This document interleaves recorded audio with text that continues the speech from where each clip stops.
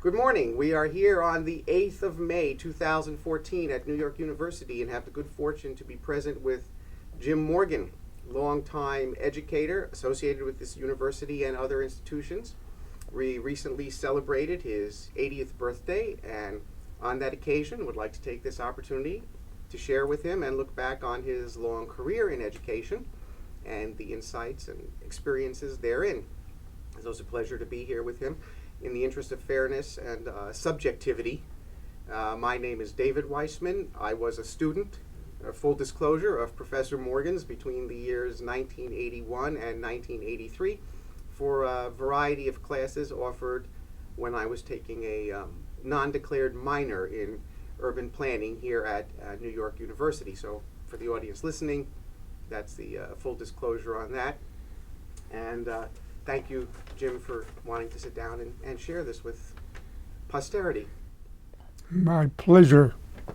I think we'd like to kind of begin, as you pointed out, by maybe looking at things from a bit of a chronological perspective, and perhaps over 50 years we'll see some trends and ideas emerging. And as you had suggested, and I was unaware, your teaching career begins in Ohio, the place of your birth, if I'm not mistaken. Back in 1965, I know you had trained as an architect, but somehow you're a professional architect, and somehow you're going to go from the pragmatic career of architecture. Education is going to emerge either as a subcategory or maybe even a main source of interest. So if we take us back to the year 1965, tell us where you were, how far out of college you were, and how you developed this interest in teaching. In that spring, I was 5 years after my graduation from MIT with a master's degree in architecture, and that's significant because that's the degree that is a recognized teaching degree in my profession. And I fairly quickly become a registered architect, and I was living in Gambier, Ohio, the seat of Kenyon College, from which I had graduated 8 years before that, and practicing architecture the way young architects do, basically designing houses for people and renovations and fixing up buildings and so on. We were about 50 miles from Columbus, where Ohio State University is, and by some means that I can't remember, I was invited to serve as a visiting critic in the architecture school for, I think it was the spring quarter, by the way they operated. I can't help but mention that on that occasion, as I was about to begin, I was presented by my colleague with a paper to sign, and it was essentially just a formality, he said. And I looked at it, and it was that I was to sign the loyalty oath, because even at that time, universities were still requiring people to do that. And I looked at it, and I thought, let's see, they're paying me $100 to do this for the whole semester. That's barely going to cover my gas costs. I think I'm just going to say, no, I'll donate my time, which is what I did. And apparently that went around the university, around the architecture school, and the young folks greatly appreciated it. So it's my teaching career begins back in another time. The next place that I taught was at Ohio University, which is a smaller university in southeastern Ohio, but had an architecture school. And for a couple of years, once a week, I would go down there from Gambier and teach for a couple of days in the middle of the week and teach architectural design. And the term that's used for teacher there is critic. I mean, every architecture school. So I was a design critic there. And that went on till the spring of 1968 when, it was a period of great tumult for me personally because my marriage was ending and I wasn't sure what was going to happen next. But what did happen next was that a person I knew living here in New York invited me to come and make my way here, sleeping on his couch till I got myself established. And that's why in January 1969, I was given a job at Pratt Institute in Brooklyn in the Department of Interior Design. So that was the next stage of my teaching. At this point, you're now teaching. Have you sort of abdicated the desire to continue that private practice, designing homes and so forth, as you had mentioned at the beginning? In 1969, you mean? I knew I didn't want to come here and practice architecture because it's much harder here, and the kind of work you do is very messy, difficult work. A lot of approvals and stuff required. So I chose instead to look for a job in the magazine business, what they call the shelter magazine business, which is magazines about houses, and went to work on the 1st of January 1969 as the executive editor of House Beautiful Special Publications, in effect an executive in a field about which I knew nothing. But my architectural credentials were what got me the job, and I used them while I was at that post to help us find work to publish. And so it was a fruitful thing for everyone. Then I went off to the Architectural Record, which of course is the kind of main and ongoing periodical in the field, where I was editor of something called Record Houses, which is a special issue devoted just to small residential buildings, and that led to a job at a magazine called Architecture Plus, which lasted only a year or two around 1973, and that was a much more interesting place to work. But nonetheless, the magazine didn't make it, and from there I actually came here to NYU and worked for 2 or 3 years actually as developing a television series called The American Architectural Experience. And I want to get into that separately, but before we leave the late 1960s, I'm hearing something emerge here that I think might play a role later on. You start teaching at the college, you're an architectural critic, or what they would call that. The next thing we know, you've come to New York, and while you are teaching at Pratt, there's all this magazine business where I'm going to ask if you were more of an editor or a writer in a columnist, journalist way. And I'm only going to ask how that comes to develop, because when we move ahead 40 years and we look at the most recent class you taught, which is really about writing itself more than anything else, somehow we see an interest now. Where did this literary penchant emerge through all of this? Well, there were two sources. One was that I began in 7th grade to write for the school newspaper, and I did that for all 6 years of junior high and high school. So I learned, I was a quite experienced journalist when I graduated from high school. But the other leg of it is that I left Carnegie Tech, where I first went to study architecture after high school, to do liberal arts at Kenyon College, which is why, that's in Gambia, Ohio, where I then was practicing later. And that was a place where intense rigor was applied by the faculty to the production of written papers. Your papers always came back covered with comments, and it took me the whole 2.5 years that I was there after transferring from Carnegie Tech to get to a point where I would get a paper back where the teacher would say, this is a reasonable essay. But there I had the academic writing and I had the journalistic writing. The writing that you do on architectural magazines is very minimal, actually, because you're basically writing captions for photographs and a small amount of copy, because architects really don't read very much. They look at pictures, and so the number of words is always and is minimal and unimportant. But every now and then I would write an article of some length that was significant. I'm thinking about while I was at Architecture Plus, briefly as it was, I was given the opportunity to take a trip to South America and to Africa to write about architectural issues, which included going to Brasilia, the capital of Brazil, which had been built while I was a student, so I knew of it quite well, and then to Africa, where I wrote what was at that time almost a unique piece on how apartheid affected architecture and planning in South Africa. So that I must say was the high point of my brief time at Architecture Plus, was that. But there's where the writing really came into play. I only mention that because it seems that it will become a recurring theme in what you hoped your NYU students would subsequently get out of it, that you once again at that later time reinforced writing as a key skill. Yes, I've always done that, yes. Now, and again, I'm not ready to leave the late 60s yet, to point out, because I am intrigued by this writing theme.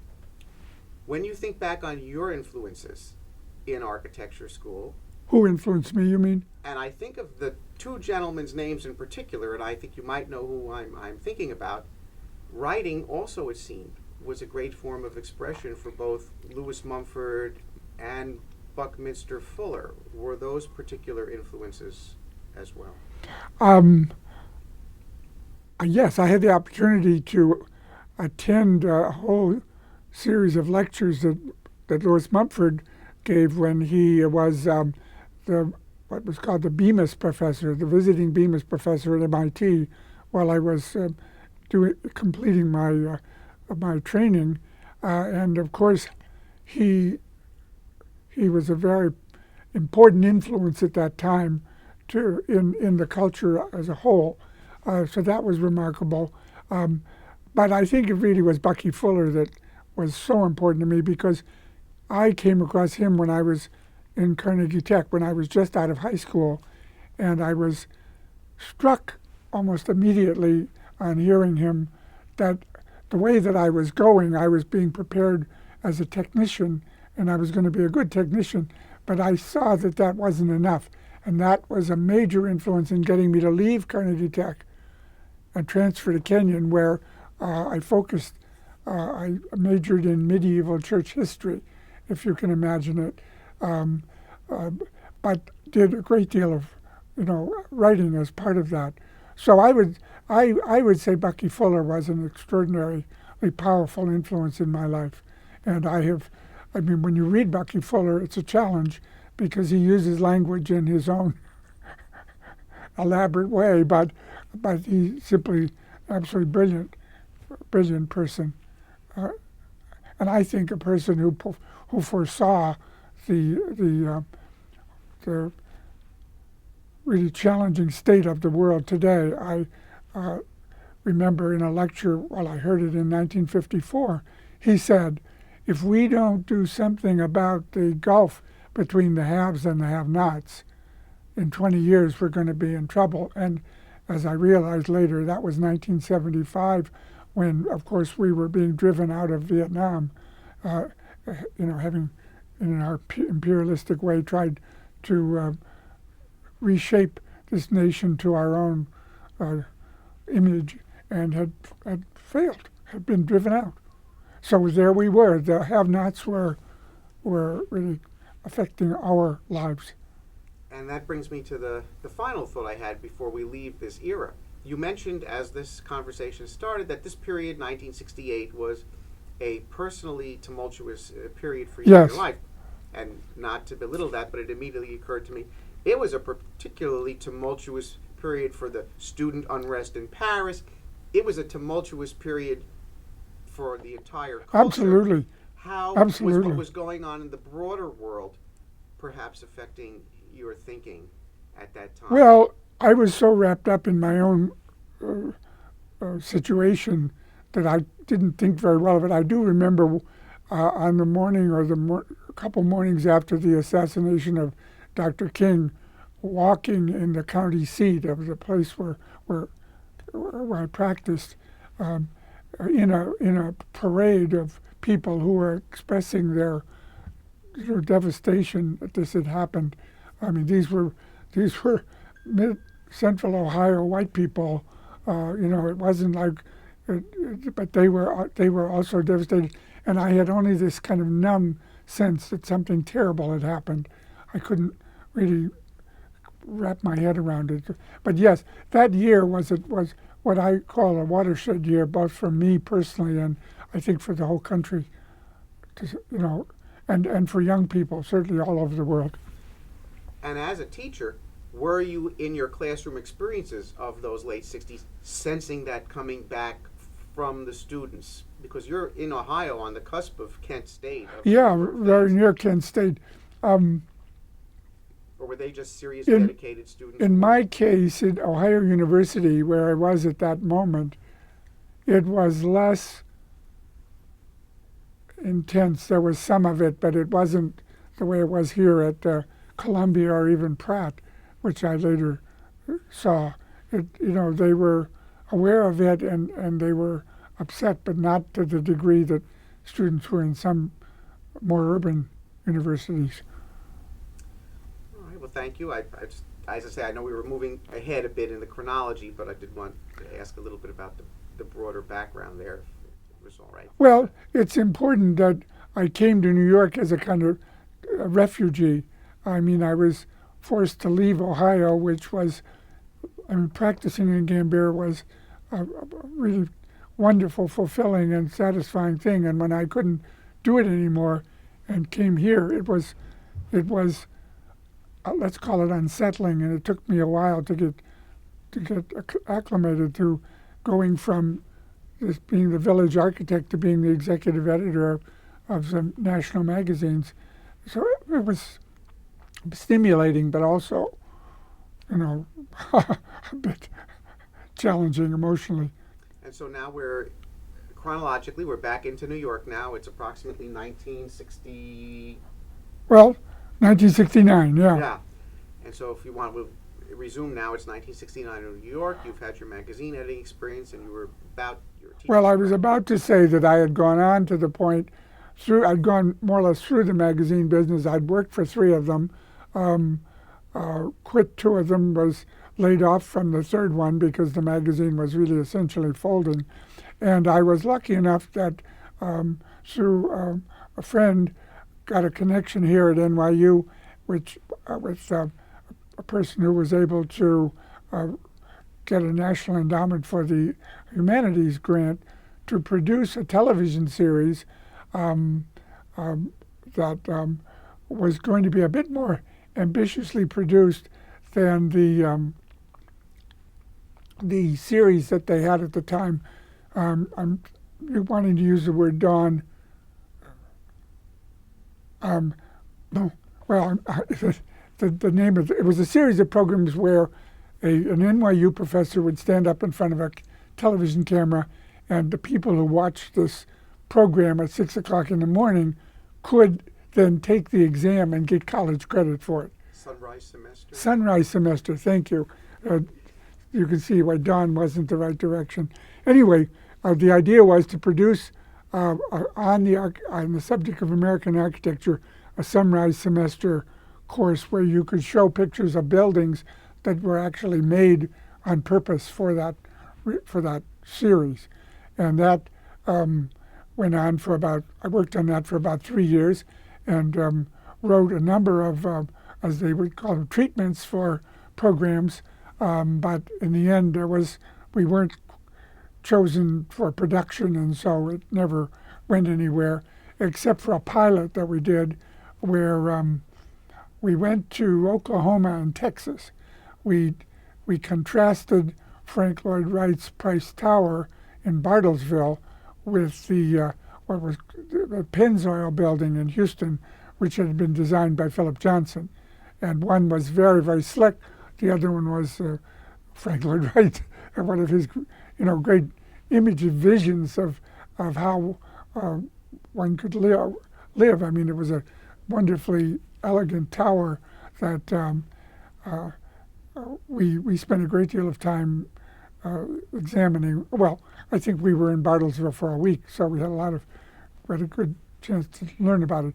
And it was very comfortable for me because I had always admired Frank Lloyd Wright's work very much. And so I was extremely happy to do this. Does any of that original pilot video exist now? Do you know if it exists? I believe there is somewhere a copy of it, um, but oh no, excuse me, I have a copy of the pilot. I have it. It's buried in my long-term storage, but I came across it about a year ago. Yes, so it still exists. I have not looked at it for a long time, but it was at the beginning of video.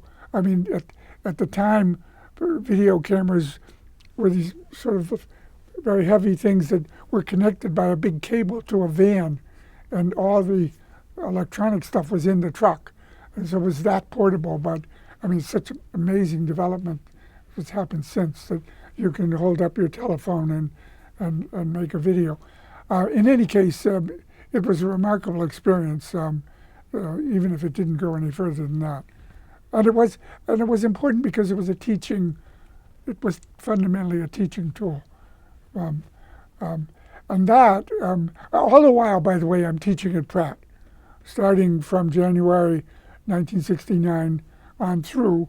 I was teaching a course in construction methods and materials to interior design majors, and that was well, I started out trying to teach them the basics of how engineers design structures, so that they would understand when they look at a floor plan and you see these black squares on the floor of the building, you can't ignore that. That's a column you can't move or change. And I went at that first just with good strong intensity for about 4 or 5 years. And then I began to realize, really, Jim, is this that important to these young people? And I gradually shifted over the 27 years. I think I taught the course for practically 27 years, my whole time at Pratt, to where I began talking more about the materials that interior designers use, which is to say, fabrics. And over the last number of years that I taught that course, I focused a great deal on teaching them about fabrics, which of course I learned a great deal about because architects really know nothing about fabrics at all. And I had the opportunity to learn a great deal in my over the number of years, and so that was a very interesting progression for me as a teacher. Did you notice over those decades that when it came to the fabrics, right, we're starting in the early 70s, as the environmental movement takes hold, the shift to sustainable materials, or the eras that went from polyester to more natural, did that greater social I'd like to be able to tell you that, but remember, I stopped teaching at Pratt in '95, and I can assure you that the level of environmental awareness at that point was really low. And so I would say that subsequently, I know of some remarkable efforts made to deal with fabrics from an environmentally sound point of view, but it hadn't happened yet. I should mention that in 1992, which was near the end of my time at Pratt, I represented ArcPeace, International Architects, Designers, and Planners for Social Responsibility. I represented this group at the Rio Conference on Environment and Development in 1992, which was, as far as I'm concerned, a really big beginning of awareness of the environment. That it was quite a wonderful thing to participate in. So I was thinking about the environment by that time, but the level of interest amongst designers was still very low. How about the level of enthusiasm? Were you able to transfer it to your students?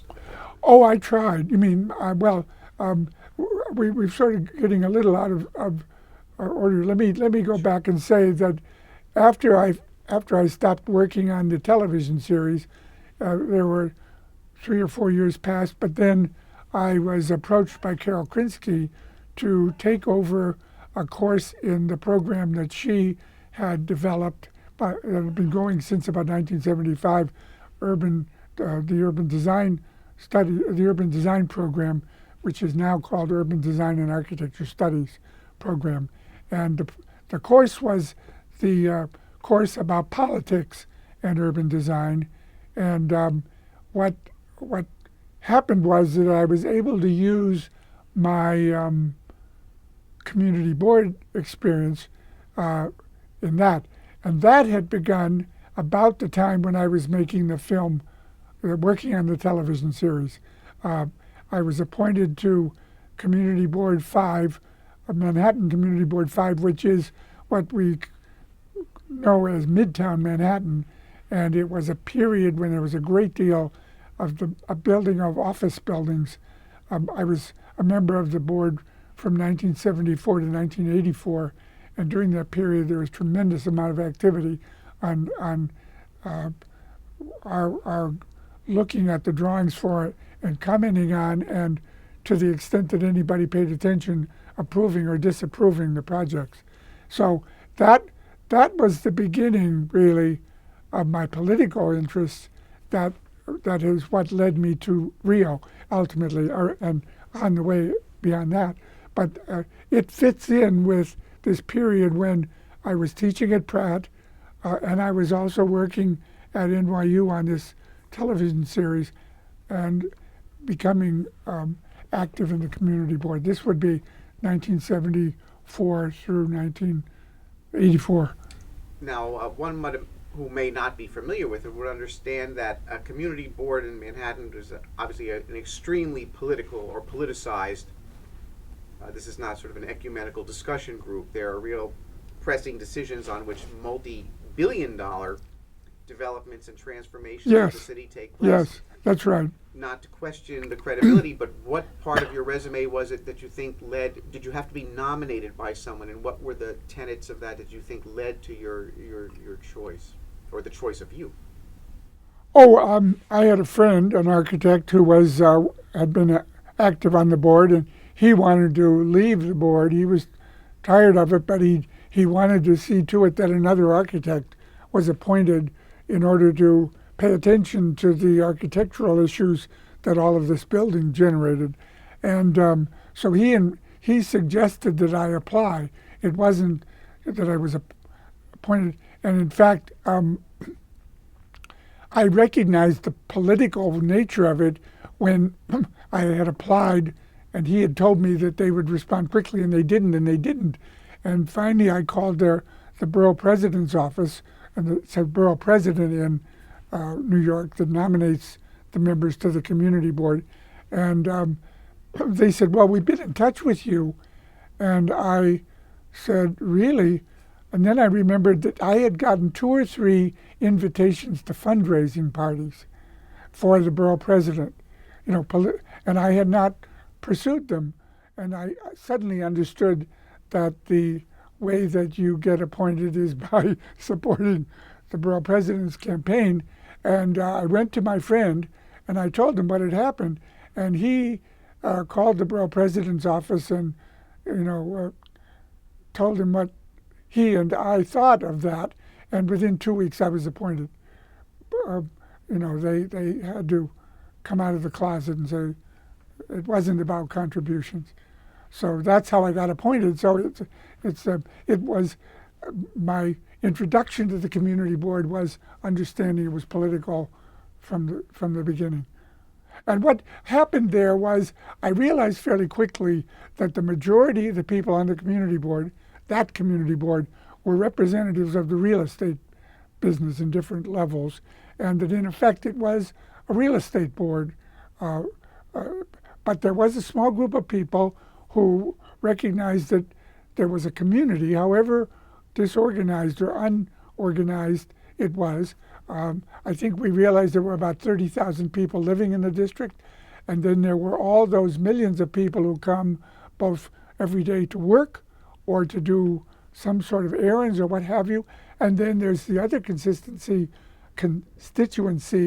of the visitors, people who come from all over the world to Midtown, and that those were the people we needed. We, the ones who weren't part of real estate, needed to represent, and that meant making sure that things didn't get so crowded and chaotic that people couldn't really couldn't operate easily, they couldn't move around easily. And of course, one thing that I took up personally in the mid years of my community board time was the issue of public toilets. Where do people pee when they're there? And of course, there was a custom of that time, if you were nicely dressed, that you could go into a department store and find the restroom. But if you were somebody else, you were just stuck. So we managed to get a certain number of developers to provide public restrooms in the buildings that they were anxious to build. And so when I left there, I had at least done that little bit for the wider community that makes use of Midtown Manhattan.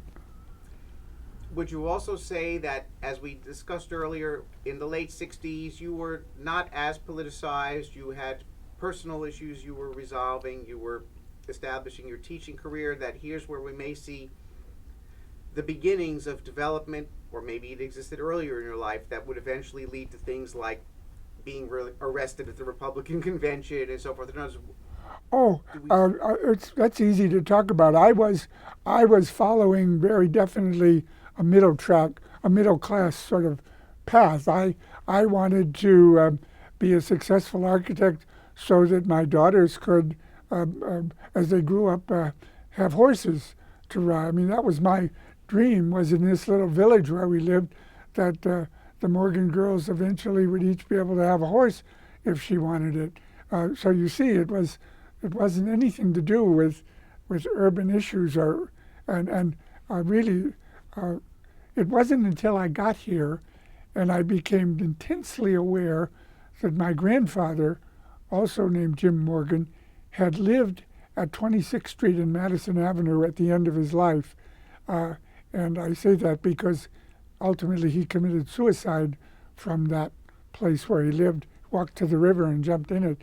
But the point is, he was the person, when I was a little kid, who had opened my eyes to the injustice of the world. He was a dedicated socialist. And it was coming here to where his spirit apparently still was resident, and it began to affect me. And that was the beginning of the movement toward activism on behalf of what I'll call justice and peace, that then became very strong.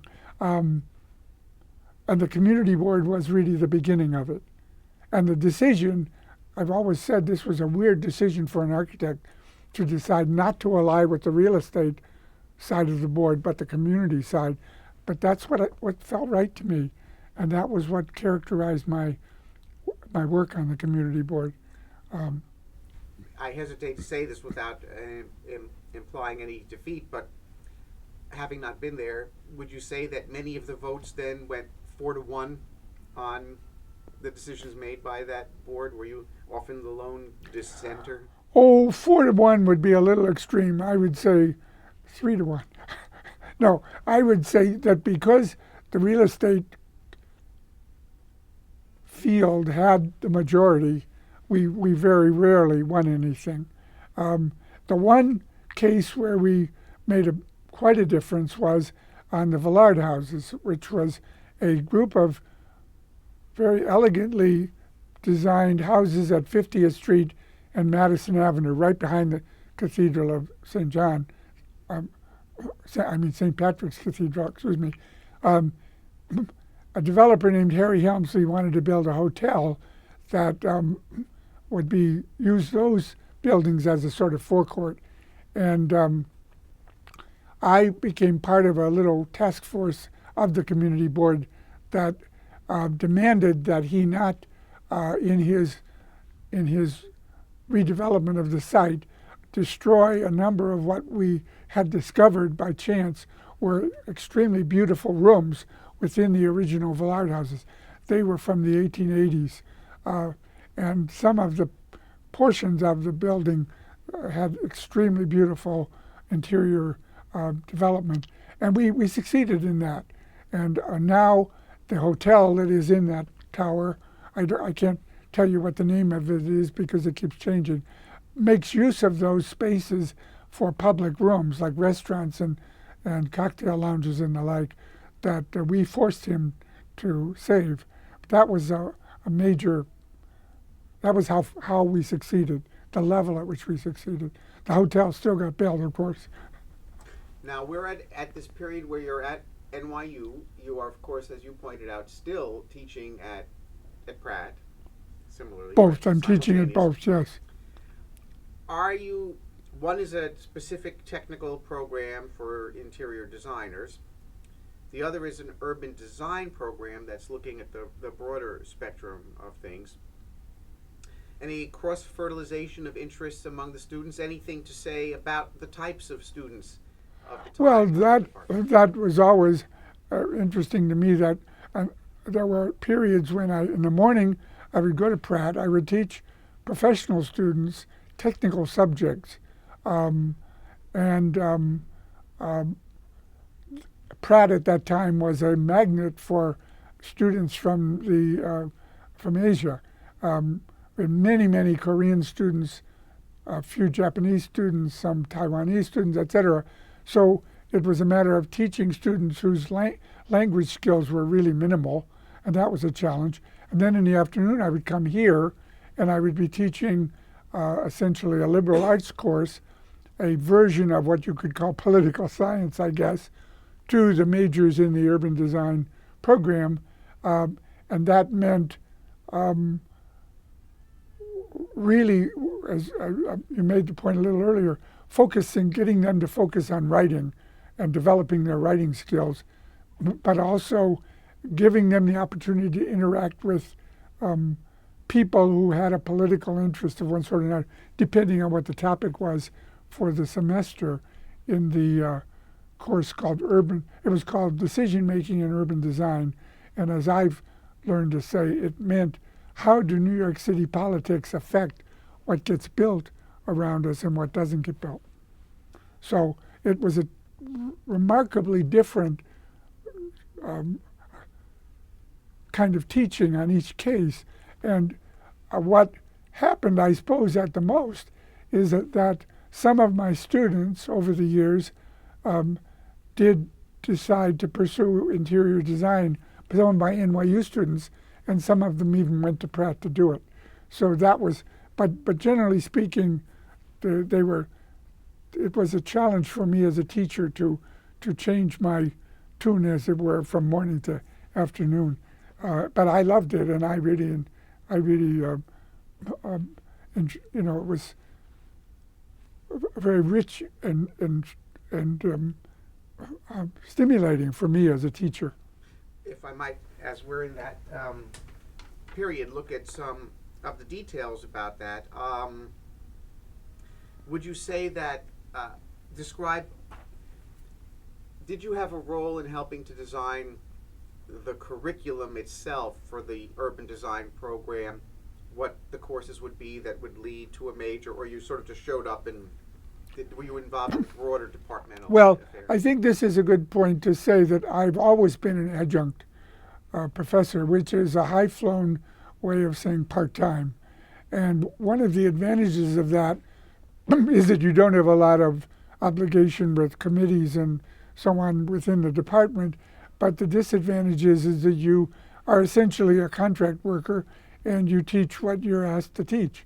And as it happened over the years, in addition to the decision-making and urban design, which I taught essentially from the time when you were my student through, well, I'm teaching it still. I taught it last fall, and I'll be teaching it this coming fall. It meant that I got an opportunity to teach one time, a co-teach with a person from the city's Corporation Council office, a course on the environment or urban design and the law. And then I had a chance to teach because someone was needed to fill in a course on urban design and the environment. And a course that I really enjoyed, that I taught for quite a while, was called Ideology in Urban Design. And that had to do with the philosophies behind the design of cities. And I broke it into cities for the king and cities for the people. And in the middle, I would talk about the American ideology, which was the suburban suburban approach to cities. And of course, that was at that time, suburbs were in their heyday. So we would go out to Radburn, out in New Jersey, a very important planned community of the 1920s, and walk around. And it was fascinating to see how those planners had worked to separate automobile travel from pedestrian travel at the time that the automobile was just becoming a powerful force in life. And of course, by now, the battle is over. Automobiles have won. But that was where that's how philosophy manifested itself to me. What do you do with the cars? Anyway, that was another course that I taught, probably along with decision making. The only other, well, as you mentioned, I have been teaching a writing workshop for the last few years, but that came about because in 2005, I was asked to work as a co-teacher with Thomai Serdarï on a year of seminars that were intended to help our honors students, the people who are writing honors dissertations, honors theses, to do their work. And so for 4 years, I used to call it the facilitator for these seminars, because these students were also incredibly bright and so highly motivated that there wasn't much I could teach them. And besides that, they all had thesis advisors. But my job was to help them get their paper written. And that was a really wonderful, that was probably the high point of my teaching, was that seminar. I loved it. The question, I have two that come to mind on this.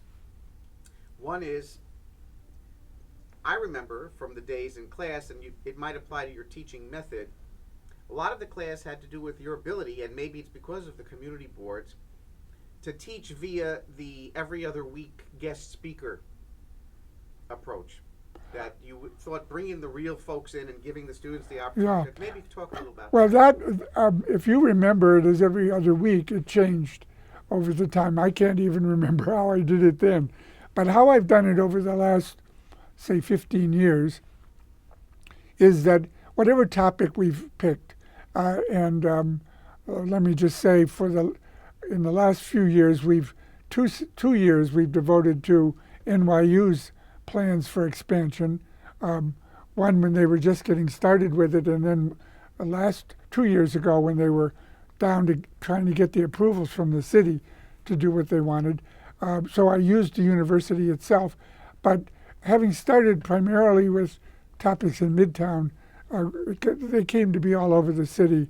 And I did for a couple of years focused on Ground Zero after 2001.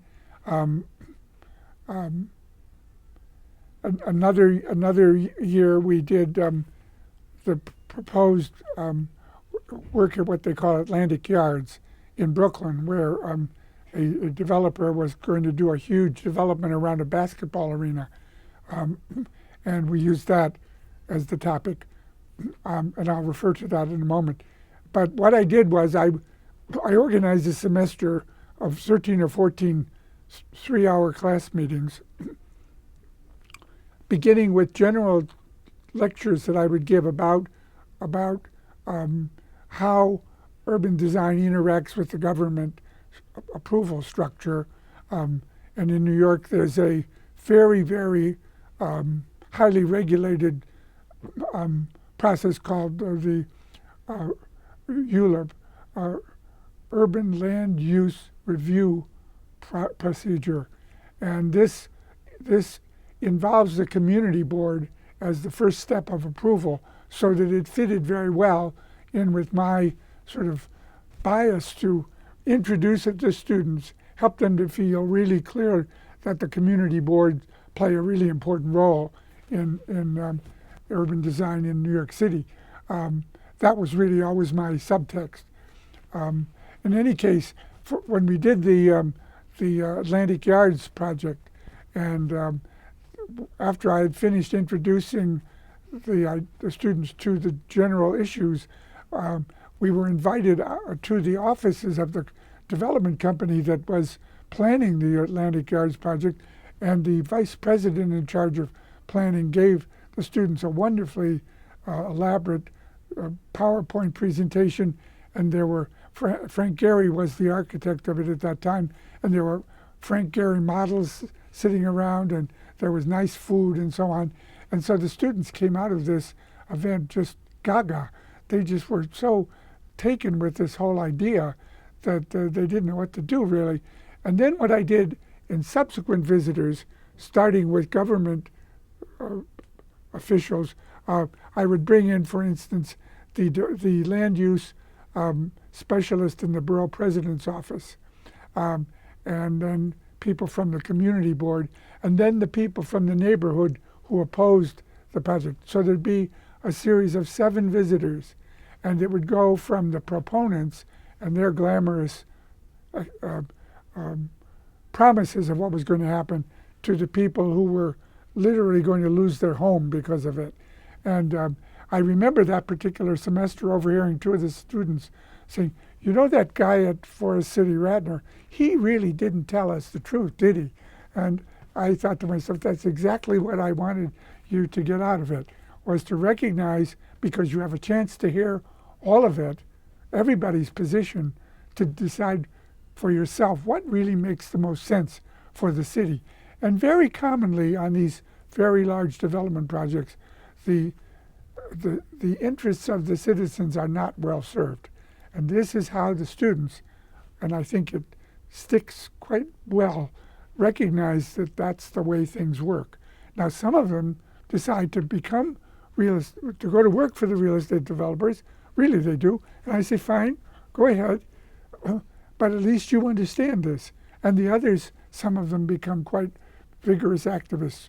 One person left my seminar to become very, very vigorously involved in the rent regulation, the citizens' rent regulation programs that occur, Metropolitan Council on Housing. So I'm very, and in the middle, but I have to not forget this, during this process of them hearing all about whatever our topic is, I'm getting them to write first a paper that is a report to me on the walking tour that we take of the neighborhood. The second is I get them to go out into the community and ask people what they think about this project, and to transcribe and, in a sense, produce a paper that is primarily quotes from these people that they've interviewed. Then third, I give them a fairly substantial research paper where they take some aspect of the whole and do research in books and internet and interviewing people. And then finally, the fourth paper is what I call an op-ed, where I encourage them to write a 750-word essay on their own position about the topic at the end of the semester. And so during the whole semester, they're writing.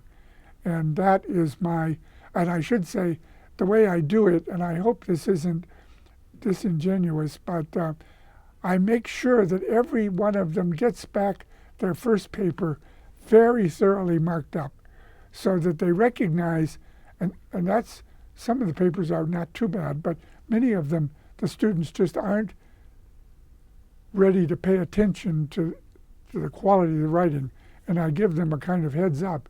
And by and large, by the end of the semester, the quality of the writing has improved a good deal.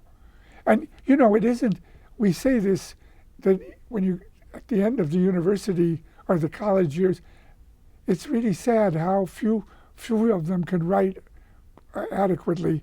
But I think it's a function of our culture that we don't really put much stress on the ability to write.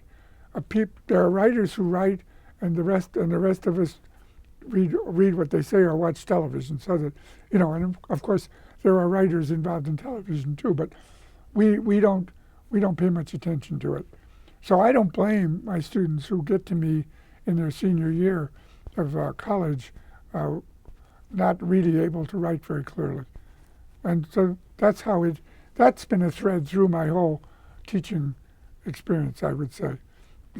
And even at Pratt in my last years, what I was doing for the graduate students who are approaching their thesis was getting them to write what we call a program, where they would literally write about what they were going to design for their final project, not just the technical issues like, how many hotel rooms will there be and how big will the auditorium be and so on, but what's the point of what I'm doing? Why am I doing this? What purpose is being served?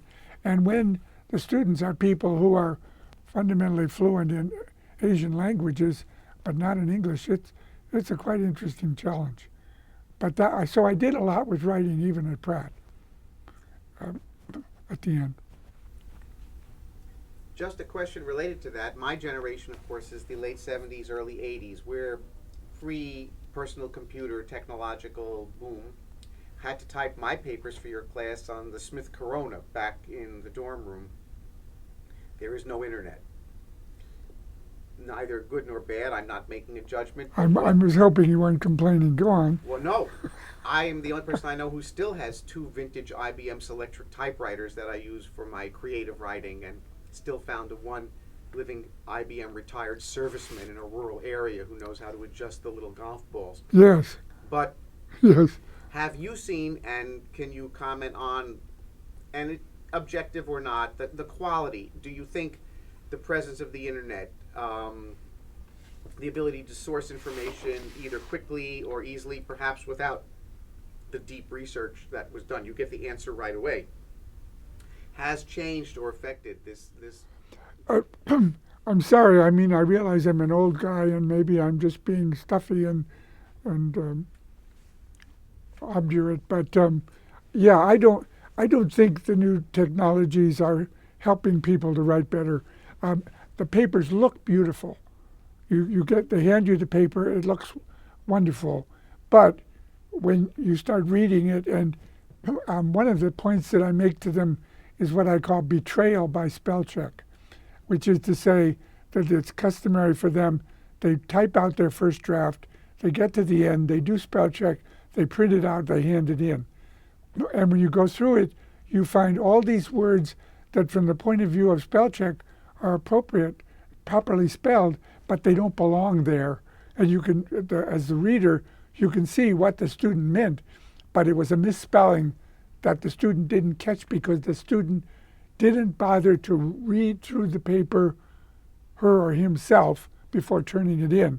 And so I yammer away about that during the whole semester of decision making, about how you literally have to very, very mindfully go through the paper word by word. And as you were saying, doing it from the back to the front is even more likely to find the anomalies that, particularly when you look at the paper on the computer screen, you just can't see. And even when you go through a printout, you have trouble picking up everything. But it's just a matter of paying attention. It isn't that the students are not as intelligent as they were when you were a student or I was a student, or when in our parents' generation and so on. It's just that it invites what I'm going to take the risk of calling laziness, and they just don't bother to study their own work.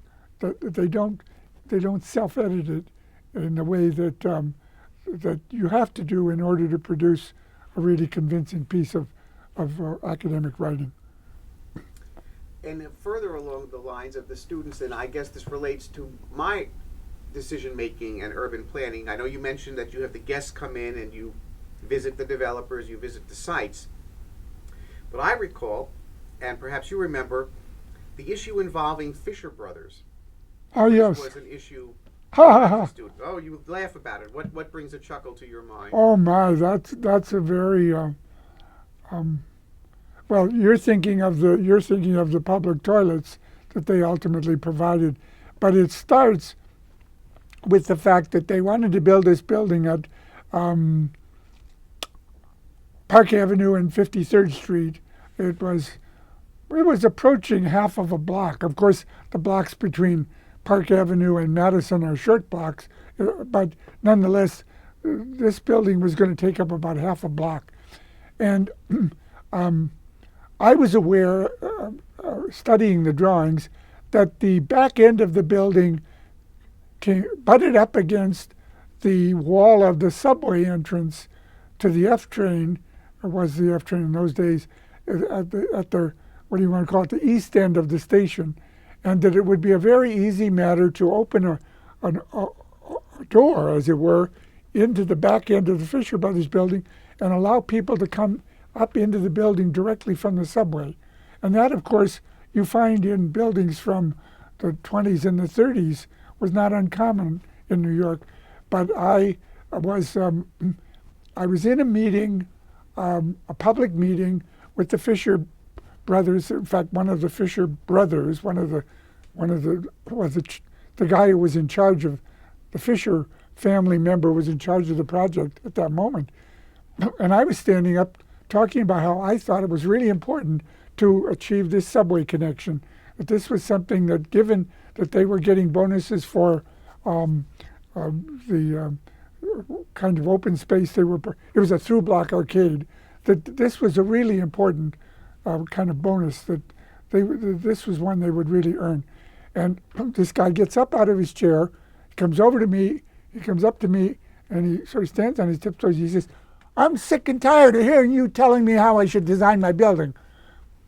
And he I mean, I can't remember too much more than that. He goes back and sits down. And as you were mentioning, he was sitting next to his lawyer, Sandy Lindenbaum, and somebody that I knew was sitting right behind them. And when he came back and sat down, Sandy leaned over and said to him, "You're going to pay for that." And of course, what came out of it ultimately was, as part of their approval process, they paid for a renovation of the subway station, and it's now looking kind of ratty, but it was quite glamorous when it was first finished, and it had a lot of graphics along the platforms of the museums and other cultural institutions in that neighborhood and so on. But they did not open the door from the station into their building. You discussed about the subway connection, but now Yes. we're going to resume the story of, if you could introduce it, the Fisher Brothers and the public facilities. Well, and there was, as one of the ways that builders could get a bonus of 20% more office space, that is to say a building 20% higher, and of course the upper floors are always more profitable to rent than the lower floors. Anyway, they were providing what was called a through-block arcade, which meant that you could walk from one cross street through to the next one through the building. It was a shortcut for pedestrians. And what it really amounted to was, it was a fancy lobby for the building. And in this case, they had included a public restaurant as part of it, but there were, the community board asked that there be a bunch of seats where people could just sit, and the public could sit there, and if you brought food in, you could eat it, or you could just read your paper, whatever you wanted. And so that was adjacent to where I wanted to say about the two restrooms, which were sort of facing that area. They found somehow the graphic designer was able to use, there was a kind of heavily figured stone used on the wall, and they used shiny, like chrome-plated letters saying public toilets, and I was stunned by the fact that the lettering blended right in with the stone pattern, so that if you didn't know those public toilets were there, the signage didn't really tell you. Anyway, you're talking about the time that I took all of you there, and we sat in the public part of it, knowing that the way that the restaurant owner, or the restaurant franchisee, as it were, dealt with it, they they took the chance that the people who sat there didn't know that you didn't have to buy anything, and so they were hitting them up as well as the people who were sitting on the other side where it was clear it was the restaurant. And so when they came to us to ask what we wanted to order, and all of you said, well, nothing, I don't have to order anything. And it was one of those, as we say, teachable moments. That, how shall I say it, that captures in a particularly dramatic way the way that my years at the community board went. It was, and then of course, because I started teaching this course while I was still on the board, and in fact, by that time a really senior member of the board, and that what I brought into the classroom was particularly vivid. And I think in that sense, it was a wonderful opportunity to help young people recognize that politics, you can't walk away from politics. It's always there. And it's a question of paying attention and understanding what's the issue, what are the two sides of it, and then deciding, well, this is the one I accept, or that's the one I accept. I made it my business to never tell a student what they should believe. Of course, I've had people who say to me, Jim, you don't think we know where you stand? But I am not out to proselytize. I really want just to help young people understand that politics are part of our life, and particularly people who will go on to be architects or planners, because politics comes very much into their work. But it's never, ever talked about in architecture school, ever. Never. And in that sense, architecture school is a kind of neutral existence, sort of set aside from the world, as it were, where you learn about design. It's only later when you start applying it that you learn how complicated and challenging it can be. From my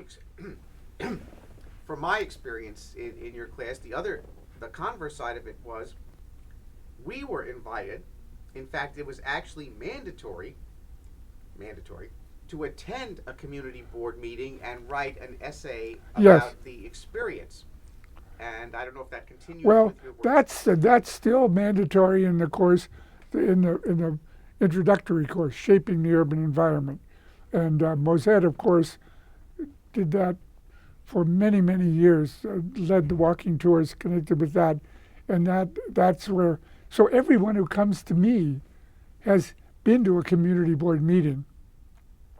What I do is I take them a step further in seeing what goes on behind the scenes in the community board plays out in terms of urban design. In other words, the community board meeting that is the public meeting is the result of committee meetings, because community boards are broken up into committees which specialize in things like land use and real estate development and education and transportation. And the community board that I live in, Board 3, it's about bar licenses. But the point is, all of that goes on during the month, and then they come together and listen to reports. And the visitor to the meeting just only a kind of a hint of what's going on before and will continue to go on. And that's where I think my course has helped those people from shaping to get a deeper sense of what they were introduced to there at that community board they went to. Now, when I took ideology in urban design, that was a semester you weren't there, and the professor was Herr Leitner. And as I recall, No, that was before I joined. Okay, before. I replaced him. Okay. I replaced him. So it was a completely different course, wasn't it? And part of it was we did have to do a paper, and it had to be presented to the class orally at the end. Do you also, as part of having them write, do they have to engage and make a public thesis-style presentation or defense and have class discussion on their Yes, as well? yes. Every student makes a presentation of his or her topic. For instance, this last semester we did the proposed rezoning of Midtown that was trying to cram in some more big buildings around Grand Central.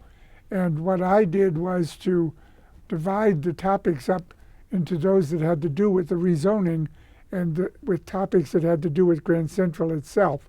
So that of the 2 weeks of the semester that we devoted to those student presentations, one session was entirely about Grand Central, or how it was originally developed, how it works architecturally, how it went through a period when it was full of homeless people, how they then rejuvenated it, so that we look at the whole history of Grand Central. And it was very apt because last year was the 100-year anniversary. But there was an example where the political issues were 1 week and the architectural and urban design issues were the other week, and it was an opportunity to give half of the class, as it ended up, an opportunity to study, research, and present material on this really iconic building that we all not only love, but it's incredibly beautiful at this stage. Now, along also those lines of when you said people would say that you had a not so secret agenda. Well, but I say that when I was in your class in the early 80s, other things you were doing, there was you would allude to, by the way, you'll be standing in a death penalty vigil in Brooklyn, and not that anyone has to attend, but you'll just let us know they're there. Or there's something involving a nuclear Navy home port in Staten Island. Yes. And not that this is part of class, but you're just letting the announcements, and you're just letting the class know about it. Do we see a trend of impacting the students' lives, not just in the research, not just in the textbooks or the writing? It's not what you provide to the students as curriculum, but your own life and activities become, if you will, an extended curriculum that does convey, through action, no more than words, the not-so-secret agenda. Well, I would like to feel that I've done nothing more over the years than announce that this is what's going on for me. I have never, ever made any point like, if you really want to get an A, you'll appear at such and such a demonstration or anything like that. I just don't feel that's right, because I understand the power the teacher has over what goes on in the classroom, and that includes the ideological and political undercurrent of it, and I don't think it's at all right that one uses that power. So yes, I have often mentioned what it is I was doing, but I have been, I hope, really constrained in going any further. Then likewise, might I say, ask a question, and I've interviewed teachers, and a very common thing a teacher will say is, this is what I've done, this is my career, but they'll often say the best part of teaching isn't anything they've ever taught or the discussion or the ideas they had, but it's what the students bring back to the classroom that just amazes them. And maybe your thoughts on, because it goes both ways apparently. What the other way, what has come back to you? I want to say that I always like to point out that in the Welsh language, the verb dysgu means both to teach and to learn. And it seems to me that that's the reality of what one is doing as a teacher. One is intensely learning. And as far as students perceiving and pursuing issues that I've opened their eyes to, yes, I would say most of the time it's not terribly dramatic, in the sense that the student comes back and has figured out something that I had not even thought about in terms of some political issue, but simply that you get a great pleasure out of recognizing that the student was inspired enough to actually put energy into pursuing some matter that you had talked about. It wasn't just a matter of taking notes and in order to write a paper, in order to get a grade, in order to pass the course. And that is a very touching thing.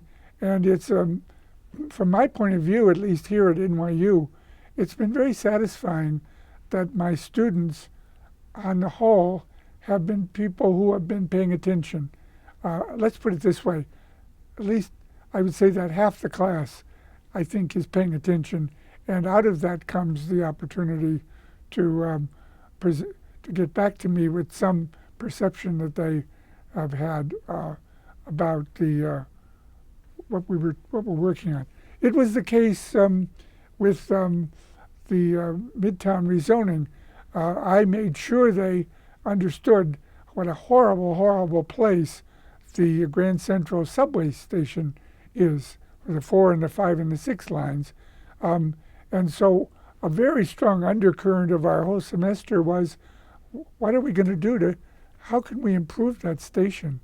And I had quite a dialogue with the students who were paying attention to that about how could it be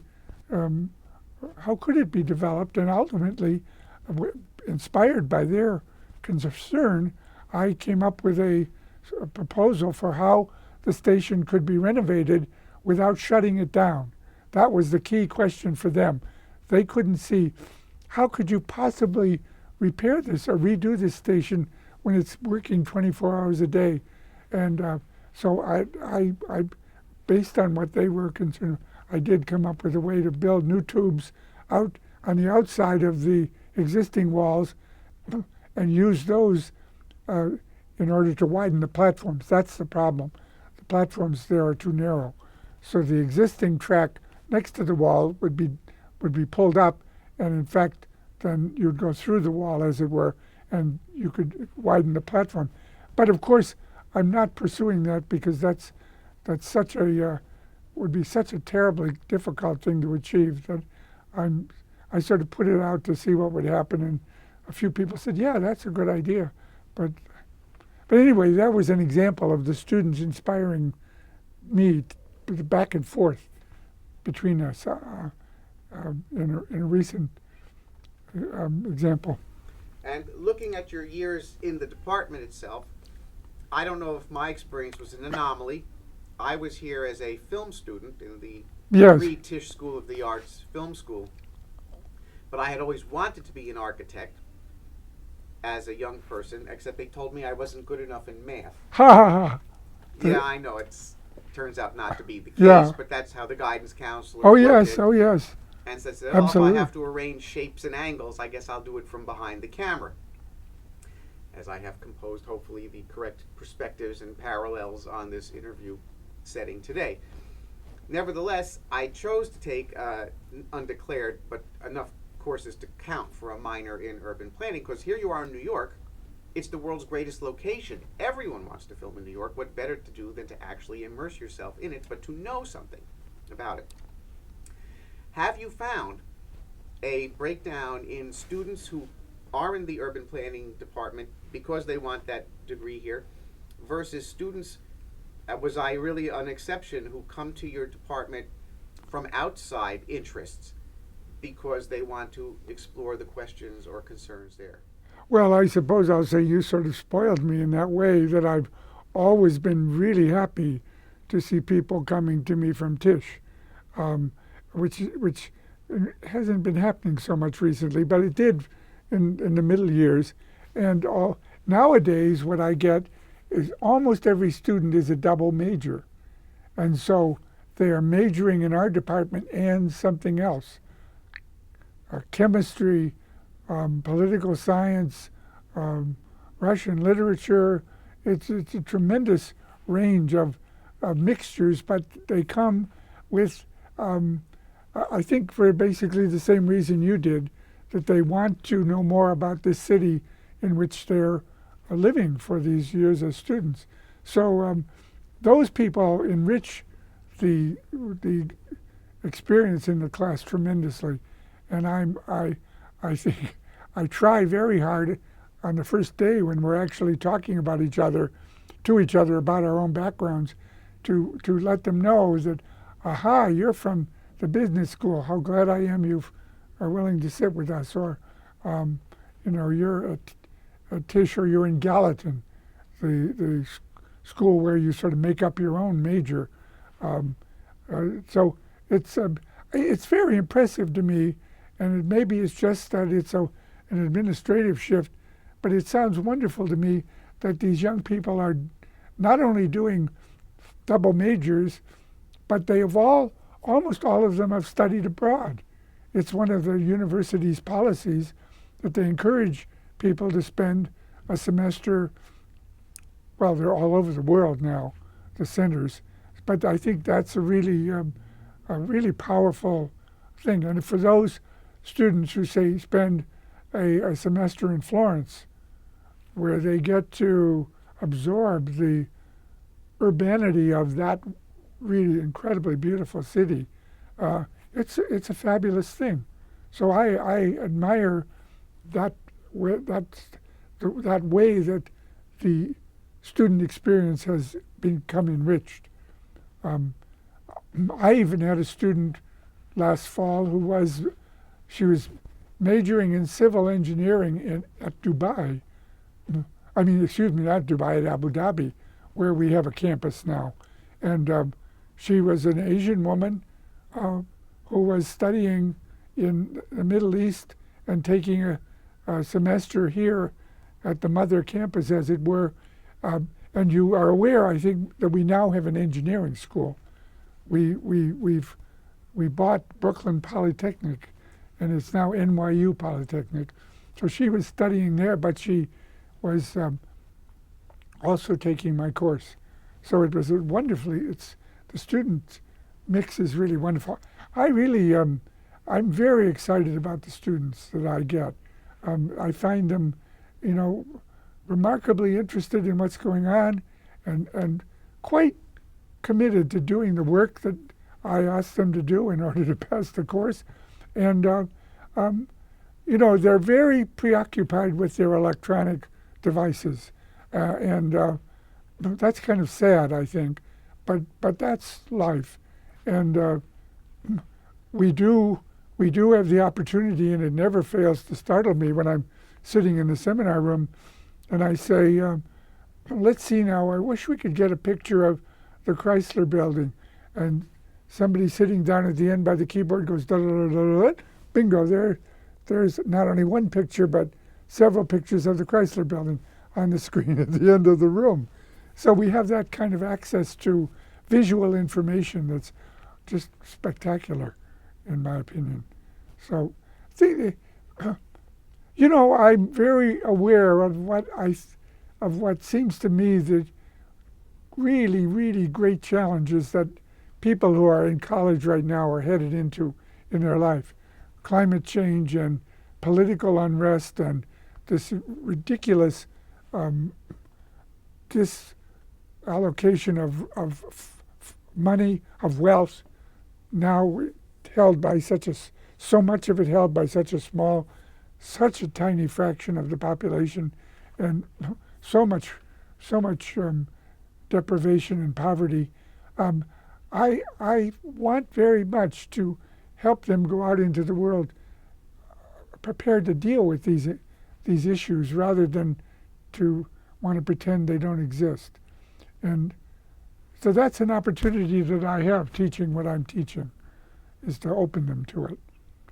As I say, to the extent that they're open to it. As I say, I tell them, yes, even now, things I'm doing, but I don't know whether they're going to bite or not. But I did have one student, now about 10 or 12 years ago, who in class I was talking about how useful it is for students to get involved in different clubs and projects. And this young woman went to some sort of an event that I told them about that had to do with what is now called Plan NYC, which was the Bloomberg's administration's proposal for how the city was going to develop itself over the next 20, would have been 25 years at that time. And this young woman went to this event. She met somebody who offered an internship working with one of the people who was consulting on Plan NYC.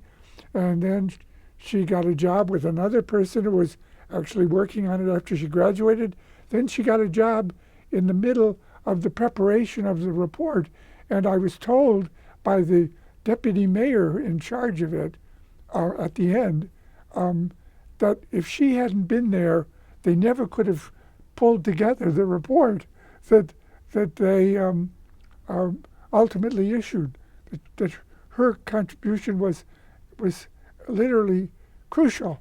And then she went on to, she lives in San Francisco, and she's gone on to work at the Levi Strauss Company in a department that studies the ethical issues involved in their sourcing of materials. But literally, it came out of my saying, it really sometimes pays off to go to attend events like this.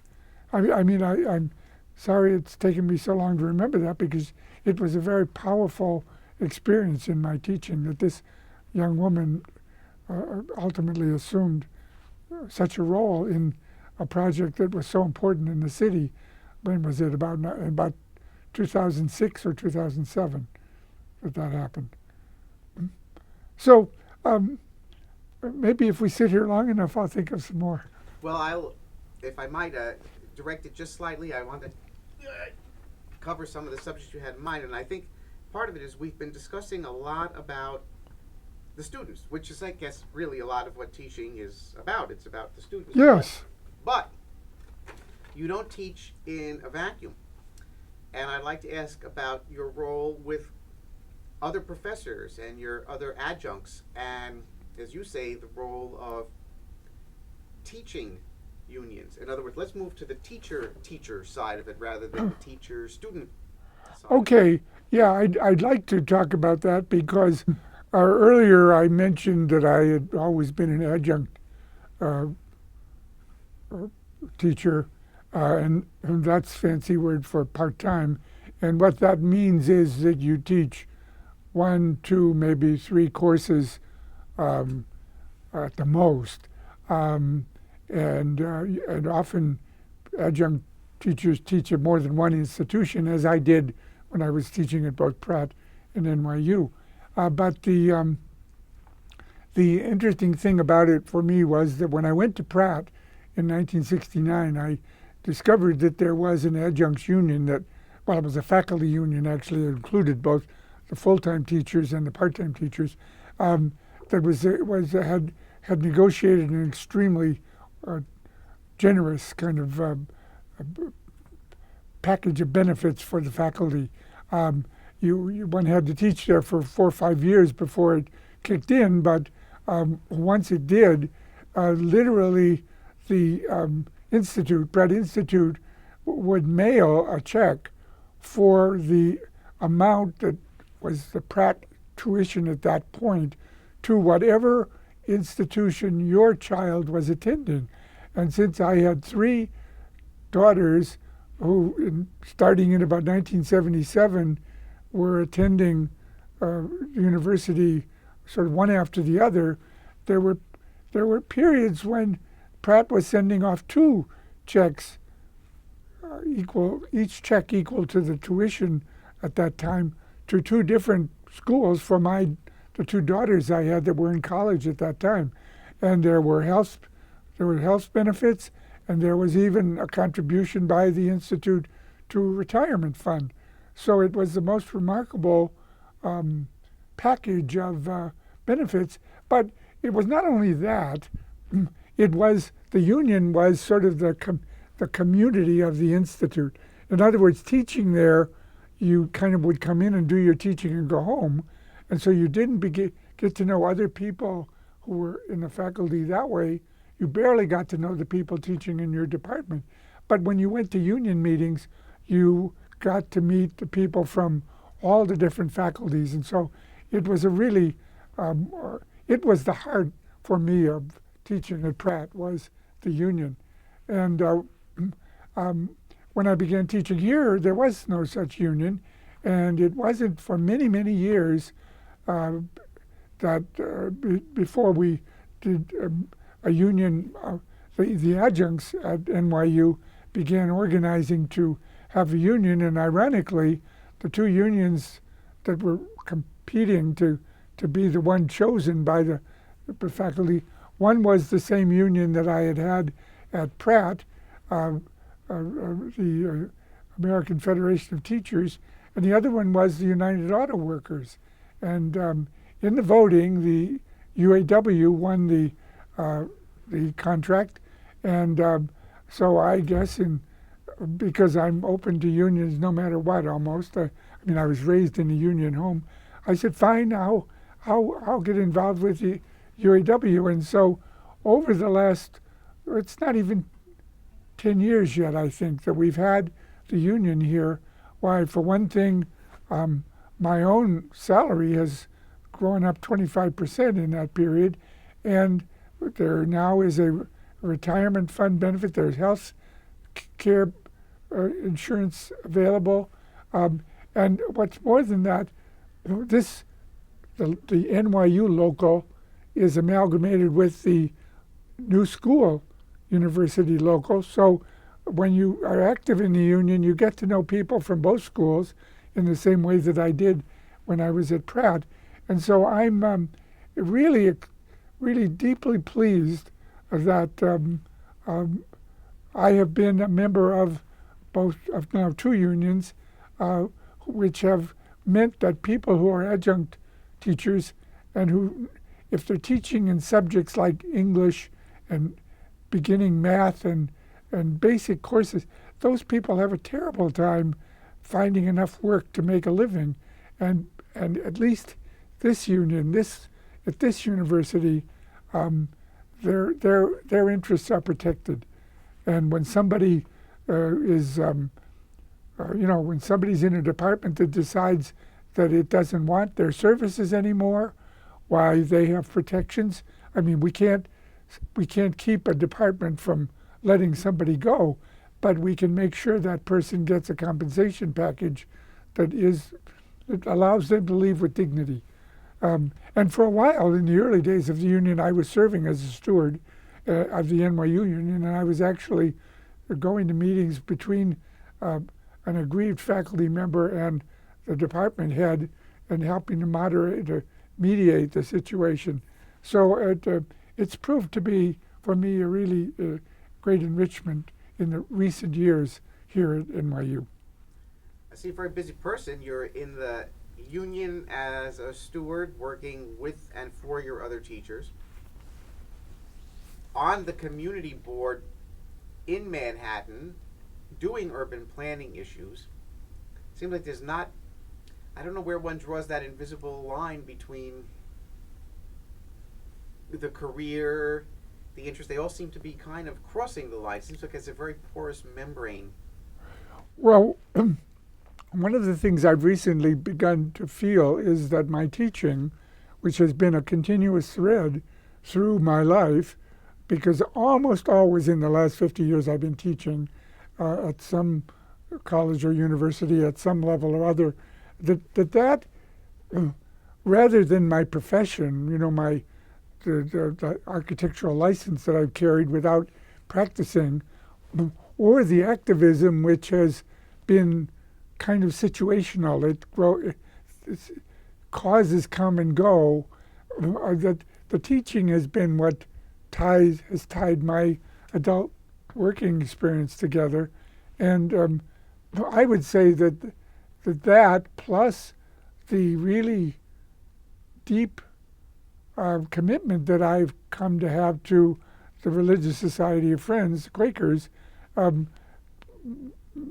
has helped me to live a life of service, which I feel very comfortable with. That I haven't been a person who's made much of an effort to acquire wealth or power, but what I've been able to do with the benefits not only of government programs like Social Security and Medicare, both of which have been extremely important to me, but through what I've gotten from the union, the opportunities to save money, have meant that I've been able to live a really purposeful and dignified life, helping other people. And so at this point, this interesting junction of being 80 years old, I feel a kind of quiet sense of accomplishment, that this life has been, at least so far, worth living. And as you know, it started many years ago, but now that I'm focusing my energy on dance and dance as the medium by which I keep my physical self in as good form as I can, as these last years come to me and that are so challenging from that point of view, I just feel as though incredibly fortunate person to have. I have this wonderful opportunity to teach, and I mean, you'll smile about this, and it may even come up when you talk to Mosette. 2 or 3 years ago, I went to Mosette, and I said, I don't think I want to teach in the spring anymore. The winter is just too hard. I said, and she said, well, we'll fix that. We'll change your writing course from a full semester to a half semester. She said, don't forget George Stoney. And, there's no limit to how long you can teach. And so, I have from my colleagues here this, just wonderfully supportive relationship with them. It's now, of course, a long time, but I gotta say that teaching in this department, in this program, the Urban Design and Architecture Studies program, is just a really wonderful, beautiful experience. And the people that I work with are so remarkably wonderful that, and of course, right outside our front door is Washington Square Park, which is a place that I love deeply.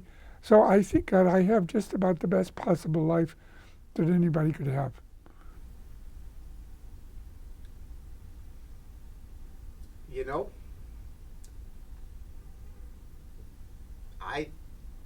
I think I'm happy to go out on that. Yeah. On that note, if you are, any other? I know I'm not going to ask you to comment on your colleagues individually. This won't turn into a celebrity roast, though we are going to have the chance to hear from them now in your absence. That's of course what I'm recognizing, is that however you do it, they will be part of this, and that of course was I think of it as being your idea. I was too self-conscious really to ever propose that, but I did care for it enough that I went to them and I asked each of them, well, would you mind doing this? And the response was, of course, yes, I'd love to do it. Let me ask you one final question. No, let's not say final, because that sounds so final, but one more question. Apparently you assigned the students some kind of an essay that has to do with a where do you see yourself in 10 years kind of thing? What I will be doing in 10 years. That's a prompt that I used. I used it just yesterday in the writing workshop. Yes. What do you think you'll be doing in 10 years? Well, the paper that I wrote yesterday, the little essay was, I said, in 2024, I will still be dancing. And of course, that's highly optimistic. But I made the point that if you love to dance, as I have come to, you have the opportunity as an aging person to take on a rigorous regime of exercise where you don't just once in a while go to the gym, but every week you do 2 or 3 or 4. And of course the experts on aging say you do 6 a week, 6 exercise episodes if you want to live to be 100. But the point is you actively exercise. That I told them that my intention is to give another dance concert when I'm 85 and to still be dancing when I'm 5 years older than that. and it's not. It may sound like utter, how should we say it, presumption, and of course it is. I know that I may not live through this afternoon. I understand that very fully, but I have, since I came to New York, projected my life forward to when I would be 85 years old, and in that period, I've become more and more confident that when I get to 85, I'm just going to be on my way to the last glorious years, and I'm using dance as the medium for it. The really wonderful thing about it is that dance is easy to do. Thomai helped me find a really beautiful dance studio over in the new Student Union, and all I have to do is go online and, when it's available, which isn't very often, reserve my little block of an hour and a half, and I have this room, and with my iPad, the music, and it's just the most luxurious kind of gift to be able to literally dance as well as through the aerobics classes, keep myself in good shape. And it's remarkable the shape I'm in. And we were saying it the other day, a year and a half ago, you remember when I was in California, I was practically at death's door. And then last fall, 2012, in the end of the year, I had a procedure at the Beth Israel where at the end the guy said, you're a candidate for open heart surgery. The potential for me to have undergone that kind of surgical improvement was right there in front of me, and I said no. And wow, how fortunate I was to have avoided that, because now I'm as lively and as vigorous as I think I've ever been. So, the festival of the celebration of dance of the other evening is for me. I wanted it, if I wanted to send a message to the people there, it was, you can do this too. But it's also to me that I'm going to keep going. I'm going to keep pushing, working on this, and so that's my goal. Really, is that 10 years from now, and I have been in a class with Jack Weiner where there was somebody who was 90 or more years old, and this woman, she didn't move very actively, but she did, and very elegantly and beautifully. So it's what I'm going to do, and you can remind me when I don't quite make it to 90 that, well, almost. Anyway, I'll book a plane ticket. Thank you for sharing this with me. I've enjoyed it very much.